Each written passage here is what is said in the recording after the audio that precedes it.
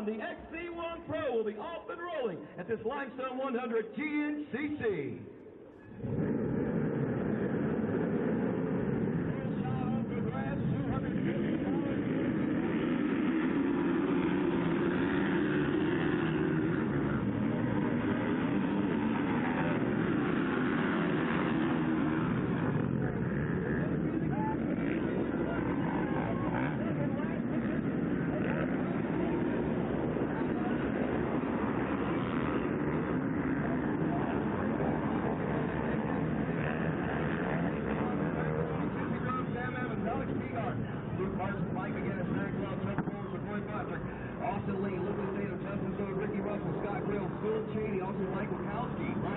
Ryder Lafferty, Alex Benhart, Matt Harrington, taking temple and Colin May, ready to roll in 10 seconds.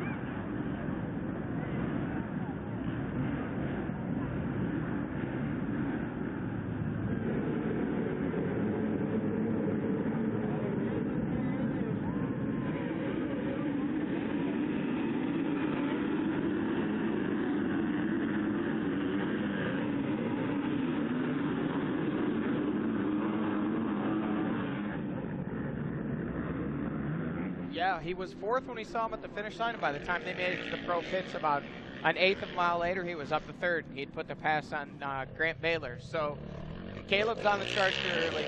Definitely, you know that's always how it's going to be. He's not going to let these guys get away, but we had a little bit of excitement there for a while, and still some exciting action with 7 guys nose to tail. Absolutely. What happens right now is Caleb gets in that mode. Caleb gets focused. Caleb gets the scent of blood, you know, when he's back there. And you know what? That gives the other guys a lot of motivation, too, because you can bet Thad knows exactly where he's at. Thad's going to pan it right now and try to make a break for it.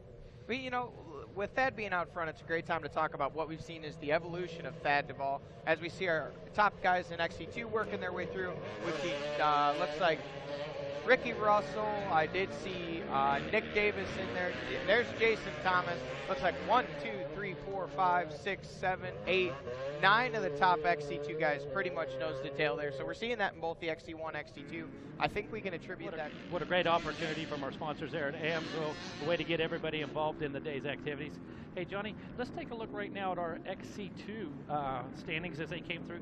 Ryder Lafferty grabbing the Holeshot this afternoon in the XC2 Pro Lights. Now, Ryder coming from a family of off-road riders. Uncle Mike, of course, having, I believe, 8 Enduro championships. And Ryder really wasn't a decorated mini bike rider. We didn't really hear a lot about him. And I want to tell you something. That guy come out, laid down the start today, focused, and he knows what the mission is at hand. And as they come through, he was still leading the way. Yeah, for him to be leading at the end of lap 1, obviously getting the XC2 Holeshot Award, you know, that's a great honor in its own right. But to be leading after a lap with some of the best XC2 riders in the world, you know, these guys they're specialists on the light bike, on the 250F. And Ryder Lafferty, he's young, but he's hungry. We saw him run really well, I believe it was North Carolina, or maybe it was South Carolina. He was up inside the top 5 or 7 for quite some time. And, you know, he's really coming into his own. As you mentioned, comes from a very highly decorated family of racers.